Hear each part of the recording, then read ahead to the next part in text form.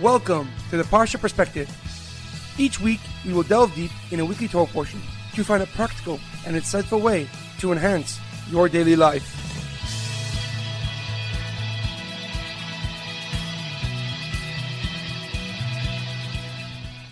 Thank you for tuning in.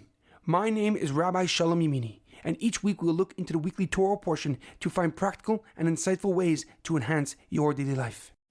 This week's Parsha Perspective is in honor of our homeland, Eretz Yisrael. May HaKadosh Baruch Hu, may God continue to protect our brave soldiers, and may God return all the hostages from Gaza immediately. The Parsha Perspective is in loving memory of Edward ben Ephraim, Shlomo ben Edward, and Yeruchim Daniel ben Gedalia. May their souls be uplifted, and may their memories be a blessing. This week's Parsha Perspective is in honor of the Refuah Shlema of Pnina Bas Shoshana Miriam, and all those who need to experience a speedy and complete recovery. This week's Torah portion is Parshas Behaalosecha, Always Been Home. Our Parsha begins with God commending Moshe Rabbeinu that his brother Aharon, the high priest, the Kohen Gadol, is to light the Menorah daily in the Mishkan. Its light was to shine constantly, a reflection of God's enduring presence amongst the Jewish people. Moshe Rabbeinu is then instructed on how the tribe of Levi, Shevet Levi, must purify themselves before the beginning of their sacred and holy service in the Mishkan. They were to remove all their hair off their body, be sprinkled with the purifying water, and offer two special and unique sacrifices. As the Jewish nation continued to journey through the desert, a group of men who were impure, they were ritually impure, they were tamei during the time of Pesach, and they weren't able to offer the Korban Pesach, approached Moshe Rabbeinu. And they asked, why should they be excluded from this special and holy mitzvah? And in response, God instructs Moshe Rabbeinu on the concept of Pesach Sheni, a second chance for those who are unable to bring the Korban, the sacrifice, at its proper time. And the Parsha concludes with an interesting story, with Miriam Hanaviah, Miriam the prophetess, who was Moshe Rabbeinu's sister, speaking critically of him in a conversation with her brother Aharon HaKohen. And through her words carried no malice, they breached into the delicate boundaries of Lashon Hara, of speaking bad about another Jew. And God immediately responded by afflicting Miriam Hanaviah with saras, a form of spiritual leprosy. And she was sent outside the Jewish camp and remained there for 7 days until she was healed. Moshe Rabbeinu prays for her immediate recovery. God, please heal her now, he says. But God tells Moshe Rabbeinu that despite Miriam's intentions, her words were misguided, and therefore she must remain outside the Jewish camp for 7 days as she heals. The Jewish people stopped their journey and waited for the woman who once stood watch and waited for Moshe Rabbeinu by the Nile River. However, a question comes to mind. After introducing the unique laws of Pesach Sheni, second chance for those that missed the first opportunity, the Torah adds something unexpected.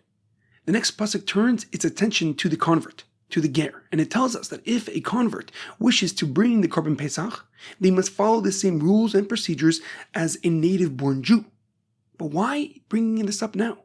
Why, after discussing the Pesach Sheni, does the Torah suddenly emphasize the convert's inclusion? Is it hinting that a convert who joined the Jewish people after the first Pesach must now bring a Pesach Sheni? Or is there something deeper being taught over here, about belonging, about second chances, about the timing of inclusion itself?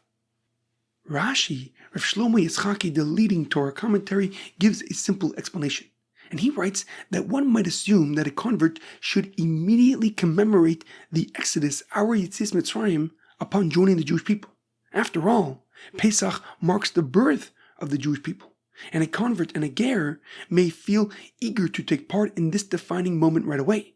And so therefore the Torah makes a point to clarify that this is not the case.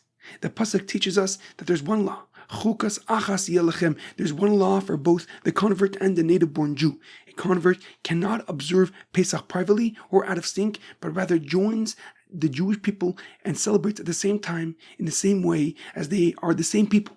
They are not guests. They are home. However, the Ohr HaChaim, Rav Chaim ben Attar, a great Kabbalist and commentary, gives a deeper and more profound explanation. And he writes that we might have thought that Gerim, that converts, should not be obligated to celebrate Pesach, since the Yetzias Mitzrayim, the exodus from Egypt, did not happen to them or their ancestors. Why should they recall an event that they never lived through? After all, Hashem passed over the homes of the Jewish people. not the homes of those who would one day join the Jewish community. The Ohr HaChaim explains that the Torah intentionally places the law, Chukas Olam Yelachem, that there should be one law for all of you immediately following the section on Pesach Sheni, the second chance offering.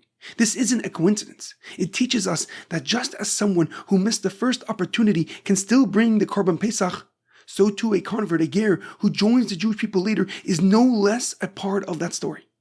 They are not outsiders observing from a distance. Their soul, even if it is only revealed now, was always part of the journey. According to the Ohr HaChaim, our exodus from Egypt, our Yetzias Mitzrayim, was not a physical and just a physical escape from Egypt. It was a spiritual rescue of all holiness, past, present, and the future. Even those not born yet, even souls that have not yet awakened, were saved in that moment.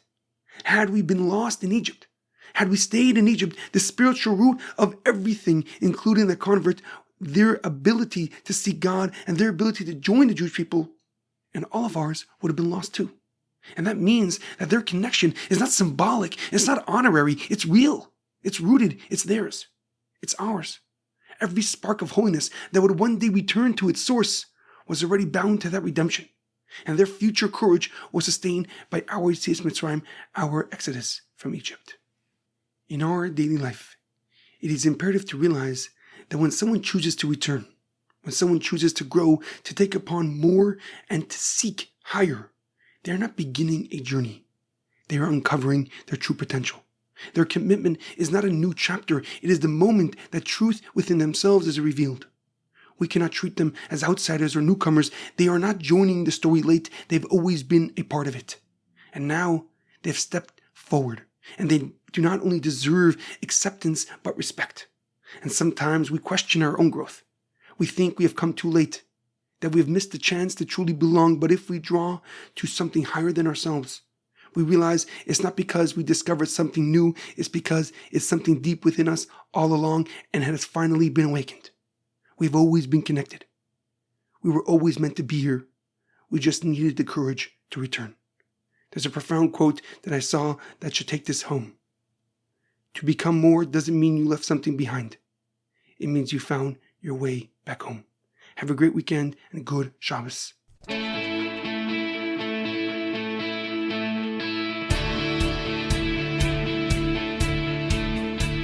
Thank you for tuning in to the Parsha Perspective. Check out our website, theparshaperspective.com. Send thoughts and comments to theparshaperspective@gmail.com. Till next time, thanks for listening.